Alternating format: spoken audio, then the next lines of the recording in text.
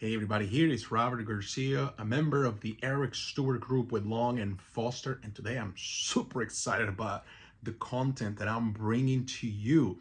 We're going to be talking about big banks and savings. Why I want to talk about savings? Because that's the principle for you to buy a house. You need to have savings. You need to collect savings, enough savings, so that you can afford the purchase of a house, the maintenance of a house, of course, your mortgage payments, and your repairs, any furniture, anything you want to do. It's based off your savings. So the question is, are the big banks giving you enough money, enough yield, enough return for your hard-earned money that you put into their savings account? So we'll talk about that today. So your big banks are actually not paying you the big money that you deserve. They are not, for sure. They are not giving you what you deserve.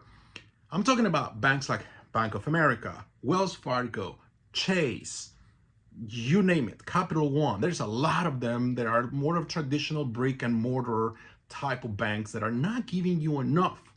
So why are people not moving their money from their large banks? Well, it's convenience, right? So you go to one place, you've been used to, that's where you keep your savings, that's where you keep your checkings, that's where you keep your money market account. And I mean, anything you want to have is that where you keep it, and that's how you've been operating for so many years. So it is natural to think and see things that way. Well, on average, the big banks are only giving you 0.4 to 0.5%.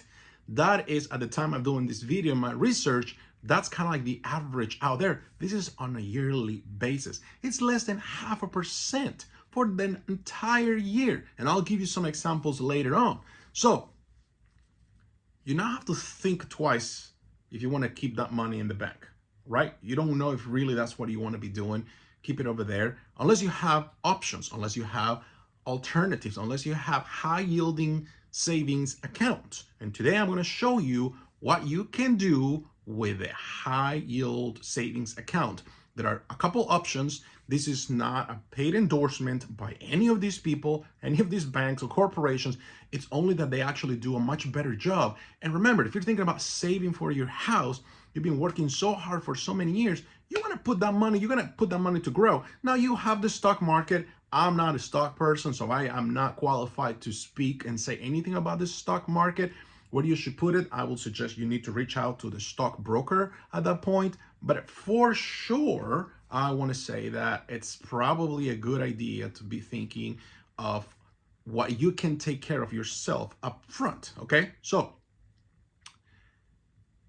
some credit unions also give you good savings, good yielding on your savings, good return for your savings, some of them, and they are all over the place. And some teacher credit unions, some municipal credit unions, some small county credit unions. You can go to any of them, and then that actually will give you a good return on your investment.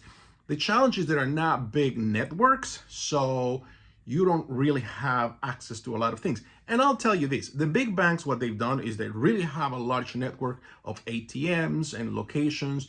So if you're traveling, you can go to this place or that. But you can also do that with more of non-brick and mortar, non-traditional places that are more of an online account. So today I'm going to give you a couple examples of how this thing works. So let me give you an example. Let's say you have put $20,000 aside towards the savings for the down payment of your next home, condo, townhouse, whatever you're thinking to do that. So that is sitting with a big bank, okay? So the big banks right now, we're gonna use a 0.4% interest, the return on investment that they'll give you. So that means that I'm only giving you $80 for the entire year, okay? $80, that's probably like $6 a month and some change. That's really not a lot of money. Now, let's compare these. On the other hand, what happens if you go more with an online bank that can give you a little bit more? So let's put the same $20,000 aside. I'm going to use a rate of 3% there. This is going to be there. So that means you're now receiving $600 a year versus $80. So now you see the difference. And now you understand why I'm saying what I'm saying, that you need to get your money out of there. It's a huge difference. It's a difference of $520 more a year. I don't know about you, but $520, there's still a lot of things you can do. So let me talk about which banks are going to be this one. And again, this is not a paid endorsement. This is just for me to tell you what is best for you when it comes to saving your money towards the down payment of your future home.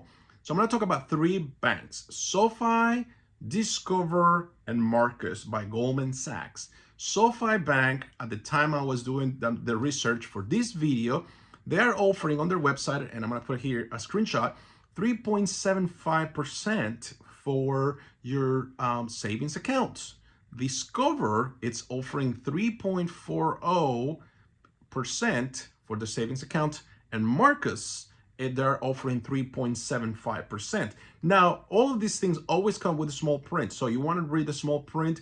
Maybe there is a minimum balance, a minimum opening amount of money that you have to transfer in order to obtain these high yields. Maybe you have to keep the money in the bank a little bit longer than expected. But if this is money that you don't really need to tap into it because it's towards the savings to buy a house, to save for the down payment of a house, so you're not going to touch it on your traditional bank. You shouldn't be touching it here. Now, I understand the challenge. These are online banks, so if you wouldn't need to have an emergency to tap into this money, then you have to reroute this money to your checking account probably. So some of this have like online portals where you can actually open a channel where you can send money from one way to another.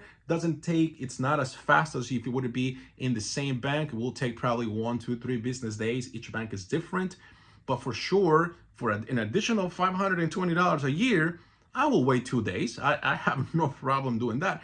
And now, with inflation going at about 8% rate right now, and you have a bank giving you at least 3.4% from the ones that I'm talking here, that's a no-brainer. I should probably go in that direction and try to save an additional money. Remember, this is only towards saving towards the down payment of your next home. That's it. That's all it is about. So remember, this channel is not about sales pressure, just education. Thank you very much for coming to my YouTube video here. Don't forget to check some of my short videos. Also, I'm on TikTok and Instagram. I'll leave all the information right here.